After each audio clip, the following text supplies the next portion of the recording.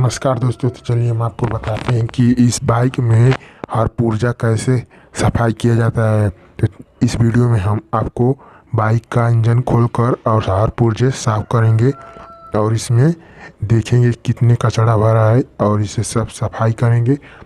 तो वीडियो को लास्ट तक देखते रहिए और चैनल पर नए हैं तो चैनल को सब्सक्राइब कर लें, बेल आइकन को प्रेस कर दें ताकि इसी तरह की हर वीडियो की नोटिफिकेशन आपको देखने के लिए सबसे पहले मिलेगा।